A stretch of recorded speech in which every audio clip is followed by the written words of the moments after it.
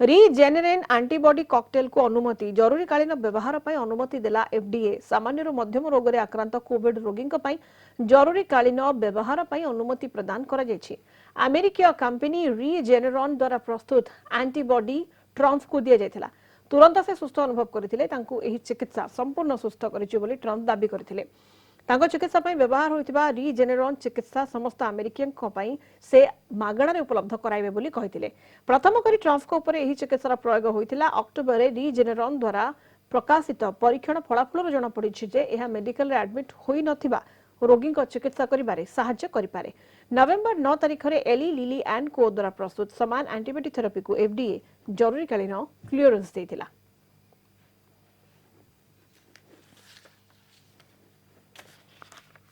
ए संपर्क विस्तृत भाव आलोचना करबा भेषज विशेषज्ञ डॉक्टर विजय मिश्रा हम सहित फोन लाइन जोड़ी। डॉक्टर मिश्रा, आलोचना को आपको स्वागत करबा को चाहिबी। अमेरिका रे जरूरीकालीन व्यवहार पई रिजेनेरेन एंटीबॉडी कॉकटेल को अनुमति मिलिछि। एफडीए एथमे अनुमति देछि प्रदान करिछि।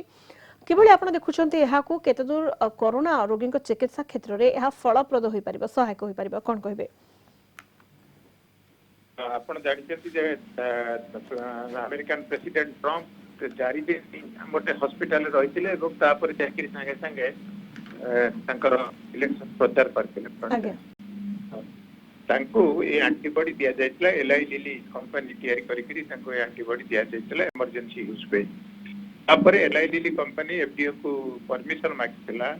अमेरिका कोर्ट सेशन अच्छी कंट्रोल करे सब थेरापी मागिला परमिशन जे एटा को हमको दिया जाऊ सब लोक मानकू सीरियसली इल लोक मानकू दिया जिवा पे एवं से वर्तमान इमरजेंसी यूज पे की दिया जाई। ये होती माने रिकवर्ड पेशेंट जे मन कर एंटीबॉडी रेस्पॉन्स भलो अछि संकटों एंटीबॉडी कारी ताको प्यूरिफाई करी दिया जाउची एवं it has been universally accepted to me. ये जो प्लाज्मा थेरापी दिया जाउतला जो देखि एकाथरे सब मिसई करी दिया जाउतला ताकू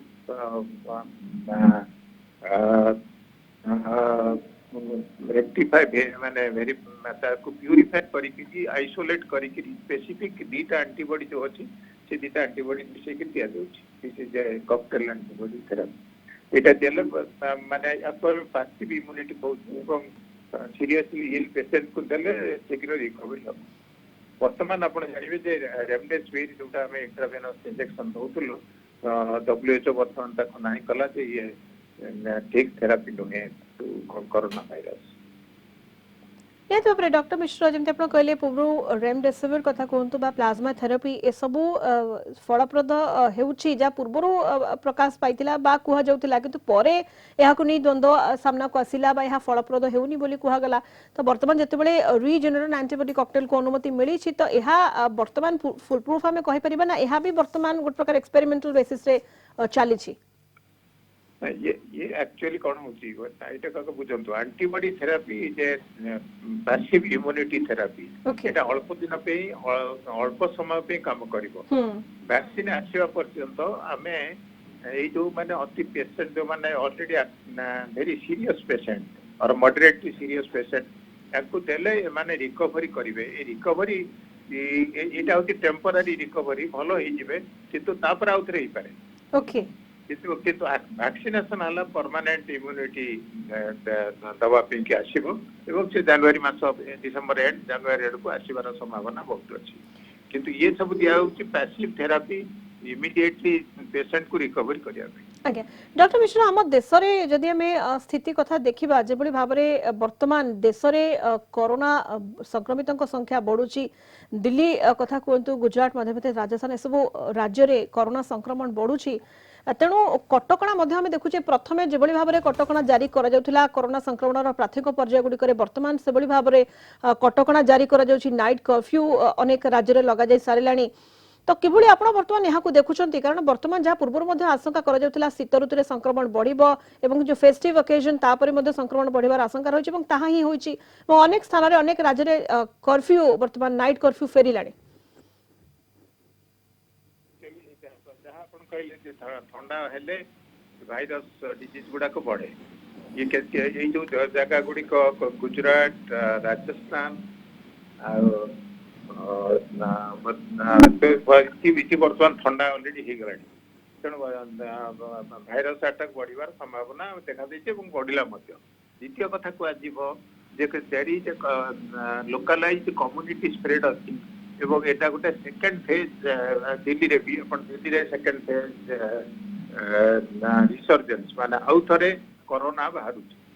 ତେଣୁ ଦିଲ୍ଲୀ, ରାଜସ୍ଥାନ, ଗୁଜରାଟ ଏଇ ଯୋଉ ନର୍ଥରେ ଯୋଉଠିକି ଅଲରେଡି ଥଣ୍ଡା ଆରମ୍ଭ ହେଇଗଲାଣି, ସେଇ ଜାଗାରେ ଗୁଡାକରେ ପୁଣି କରୋନା ଆଉ ଥରେ ଦେଖାଦେଉଛି ଏବଂ ସେଟାକୁ ସେମାନେ 5ଟି ଜିଲ୍ଲାରେ ରାଜସ୍ଥାନ, ଇନ୍ଦୋର ସେଠି କରିଛନ୍ତି କର୍ଫ୍ୟୁ, ନାଇଟ୍ କର୍ଫ୍ୟୁ କରିଛନ୍ତି। यार ଆଉ ଗୋଟେ କାରଣ ହଉଛି ଯୋଉ ସାଧାରଣ ଲୋକମାନେ ଟିକେ ଯେତେବେଳେ କମି ଯାଇଥିଲା ଟିକେ କରୋନା, ସେଥିପାଇଁ ସେମାନେ ଯୋଉ ମାସ୍କ ପିନ୍ଧିବା, ହାତ ଧୋଇବା, ସୋସିଆଲ ଡିଷ୍ଟାନ୍ସିଂ ମେଣ୍ଟେନ କରିବା, ଏଇଟା ବହୁତ ପରିମାଣରେ ସାଧାରଣ ଲୋକ ମାନିଲେ ନାହିଁ।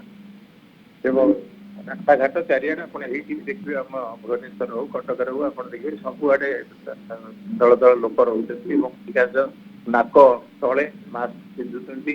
ତେଣୁ ଏଇ ସବୁ କାରଣ ଯୋଗୁ ଆଉ ଥରେ କରୋନା ସମ୍ଭାବନା ରହିଛି। କିନ୍ତୁ କରୋନା ତ ଆମ ଏଇଠି ଲୋକାଲିଟିରେ ରହିଛି। ଭାରତ ପୃଥିବୀର 218 ଦେଶ ଏବଂ ଆମ ଦେଶ ଆଉ ଆମେରିକା ମାକ୍ସିମମ୍ ଭାଗରେ ଆଫେକ୍ଟେଡ ଅଛନ୍ତି। ଆଜ୍ଞା କରୋନା ରହିଛି। ଏବଂ ନିହାତି ଭାବରେ ଏସବୁ କଟକଣା ଡକ୍ଟର ମିଶ୍ର ଆମେ କହିପାରିବା ଯେ କରୋନା ମୁକାବିଲା କ୍ଷେତ୍ରରେ ଟିକେ ସହାୟକ ତ ହୋଇପାରିବ ଏବଂ ସଂକ୍ରମଣ କମିବାରେ ମଧ୍ୟ ସାହାଯ୍ୟ କରିବ। ଏଇ ଯୋଉ କଟକଣା, ସାଧାରଣ କଟକଣା ଯୋଉଟା ରହିଛି, ମାସ୍କ ପିନ୍ଧିବା, ହାତ ଧୋଇବା ଆଉ ସୋସିଆଲ ଡିଷ୍ଟାନ୍ସିଂ ମେଣ୍ଟେନ କରିବା, ନିଜର କଫ ଗୁଡାକ ଆଡେ ଛାଡେ ନ ପକେଇବାକୁ। ତେଣୁ ଏ ଯେତେ କରିବେ ଏଇଟା ଏବଂ ରହିବ। ବର୍ତ୍ତମାନ ମତେ ଲାଗୁଛି ଏ ବର୍ତ୍ତମାନ ବର୍ଷେ 2 ବର୍ଷ ପାଇଁ ସାଧାରଣ ଲୋକଙ୍କୁ ସମସ୍ତଙ୍କୁ ମାନିବାକୁ ପଡିବ। ନ ମାନିଲେ କରୋନାର ଆବିର୍ଭାବ ରହିବ ଏବଂ କରୋନା ସବୁବେଳେ କମିବ, ବଢିବ, ରହିବ। ଏଇଟା ଗୋଟେ ଭାଇରାଲ ଡିଜିଜ ଅଛି, ଆମ ଆଟମୋସ୍ଫିୟରରେ ସବୁବେଳେ ରହିଛି।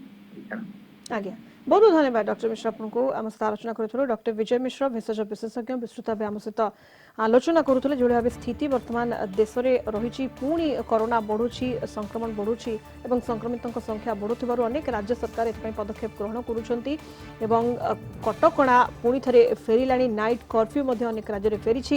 ସେପଟେ ଆମେରିକାରେ ରିଜେନେରନ୍ ଆଣ୍ଟିବଡି କକଟେଲକୁ ଅନୁମତି ମିଳିଛି। ଜରୁରୀକାଳୀନ ବ୍ୟବହାର ପାଇଁ FDA ଅନୁମତି ଦେଇଛି। ବିସ୍ତୃତ ଭାବେ ଆମେ ଏ ସମ୍ପର୍କରେ ଆଲୋଚନା କରୁଥିଲେ ଡକ୍ଟର ବିଜୟ ମିଶ୍ର ଭେଷଜ ବିଶେଷଜ୍ଞଙ୍କ ସହିତ।